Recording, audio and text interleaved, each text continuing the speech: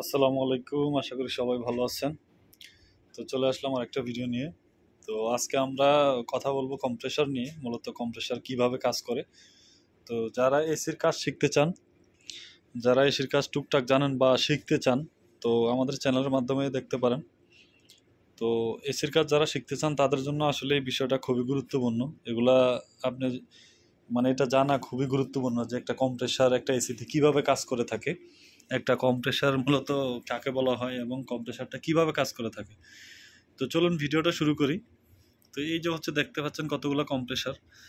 আর আরেকটা বিষয় হচ্ছে, ছোট্ট একটা বিষয় বলে দিই, একটা কম্প্রেসার যখন চেঞ্জ করবেন তখন এই কম্প্রেসারটায় মানে কোন গ্যাস, এই কম্প্রেসারটা কোন গ্যাস, এটা কি R22 না 410, এটা কিন্তু কম্প্রেসারে লেখা থাকে।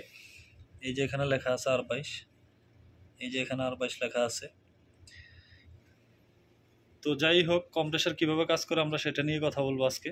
তো কম্প্রেসার হচ্ছে মূলত একটা কম্প্রেসারের মধ্যে কিন্তু দুইটা পার্ট আছে। কম্প্রেসার কিন্তু একটা মোটর, এটা হচ্ছে ঘুরে, এটা একটা মোটর প্লাস এটার মধ্যে একটা মেকানিক্যাল সাইড আছে। তো কম্প্রেসারে মূলত দুইটা সাইড থাকে, একটা হচ্ছে ইলেকট্রিক্যাল সাইড, একটা হচ্ছে মেকানিক্যাল সাইড। মেকানিক্যাল সাইড যেটা, সেটা হচ্ছে একটা পাম্প আর কি। এটা একটা পাম্পের মতো, দেখেন দুইটা পাইপ আছে। আমরা যে পানির যে পাম্পগুলো আছে সেম ওরকমই একটা পাম্প হচ্ছে, একটা পানির পাম্পে হচ্ছে একদিক দিয়ে পানি ঢুকে আর একদিক দিয়ে পানি বের হয়। এটাও কিন্তু সেম কম্প্রেসার, এদিক দিয়ে কিন্তু হাওয়াটা ঢুকে, এদিক দিয়ে হাওয়াটা ঢুকে, এদিক দিয়ে হাওয়াটা বের হয়। এটা একটা পাম্প। এটার উপরের সাইডে, এটার উপরের অংশ হচ্ছে পাম্প আর নিচের অংশ হচ্ছে মোটর। তো মূলত এটার মধ্যেই দুইটা পার্ট, একটা হচ্ছে মেকানিক্যাল সাইড, একটা হচ্ছে পাম্প, আর একটা হচ্ছে ইলেকট্রিক সাইড মোটর। তো মোটরটা ঘুরে আর এটা পাম্প কাজ করে। এটা এসিতে কিভাবে কাজ করে সেটা একটু বলি। এই যে হচ্ছে, আগে আমরা একটু দেখি এইটা এখন আমরা চালাবো, এই কম্প্রেসারটা আমরা এখন চালাবো, চালিয়ে দেখবো এটা কিভাবে কাজ করে। তো আমি চালিয়ে দেখাই, সরাসরি দেখাই, তাহলে বুঝতে পারবেন সহজে। তো দেখতে পাচ্ছেন, শব্দই শুনতে পাচ্ছেন যে এই কম্প্রেসারটা কিন্তু এখন চলতেছে। তো এটা হচ্ছে ডিসচার্জ লাইন, এটা দিয়ে হাওয়াটা বের হয়, আর এটা হচ্ছে সাকশন লাইন, এটা দিয়ে হচ্ছে হাওয়াটা ঢুকে। এটাই হচ্ছে পাম্প। এই যে দেখেন এখানে ঢুকতেছে, আমি এটা দিয়ে দেখাই। এই যে দেখুন, এই যে দেখুন, এখান থেকে কিন্তু হাওয়া বের হচ্ছে। এই যে এখান থেকে কিন্তু হাওয়া বের হচ্ছে, আর এই যে এখানে দেখুন, এখান দিয়ে কিন্তু হাওয়া ঢুকতেছে। ঠিক আছে, এখান দিয়ে বের হচ্ছে, এখান দিয়ে ঢুকতেছে। এটা হচ্ছে পাম্প, এটা একটা মোটর, একটা এখন কাজ করতেছে। এদিক দিয়ে হাওয়া ঢুকতেছে, এদিক দিয়ে এটার মধ্যে দিয়ে আবার এদিক দিয়ে বের করতেছে। তো এটা আমি এখন বন্ধ করে দিই, তারপর আমি বলতেছি এটা কীভাবে এসিতে কাজ করে।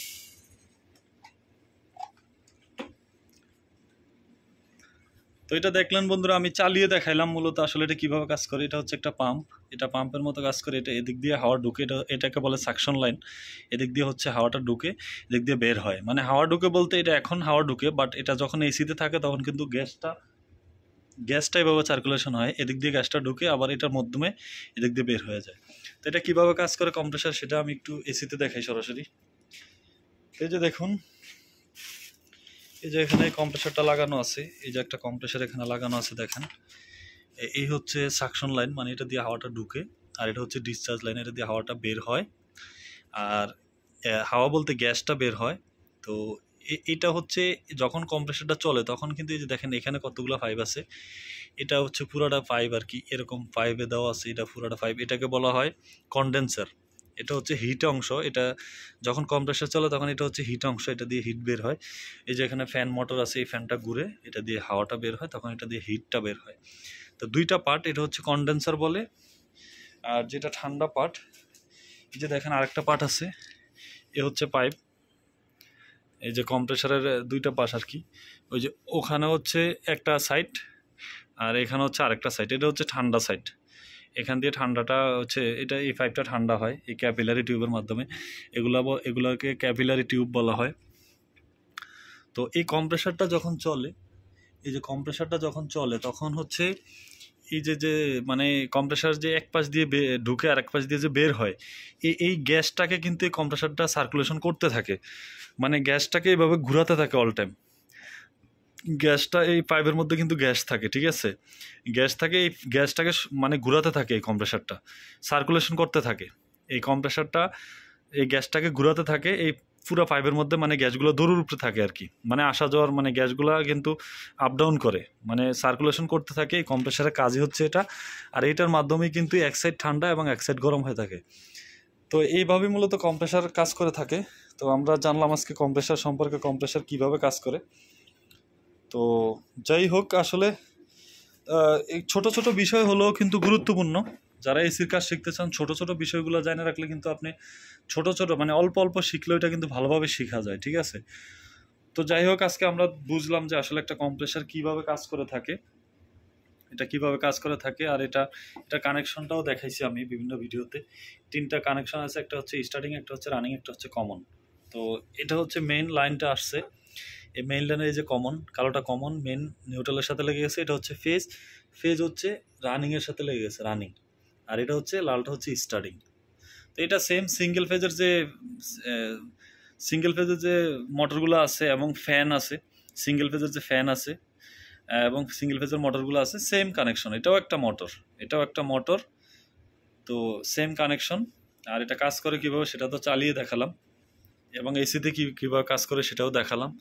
তো ছোট ছোট বিষয়গুলো জানা রাখলে আপনার এসির কাজটা শিখতে অনেক সহজ হয়ে যাবে। মানে যারা একেবারে নতুন কাজ শিখতে চান, আপনি ভিডিওর মাধ্যমে হয়তো সম্পূর্ণ কাজ শিখতে পারবেন না, কিন্তু আপনি যখন ভিডিওগুলো দেখবেন, আপনার যে আইডিয়াটা হবে, আপনি যখন প্র্যাকটিক্যালি কাজ করবেন, তখন আপনার এই আইডিয়াটা কিন্তু অনেক কাজে লাগবে, ঠিক আছে। আপনি যখন আগে থেকে সব কিছু জানেন, তখন আপনার কাজটা শিখতে সুবিধা হবে।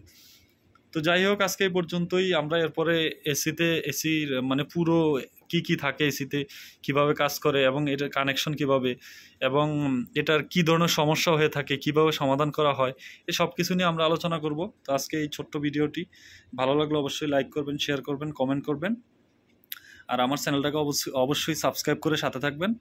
তো আজকে এই পর্যন্তই, ধন্যবাদ সবাইকে, আসসালামু আলাইকুম।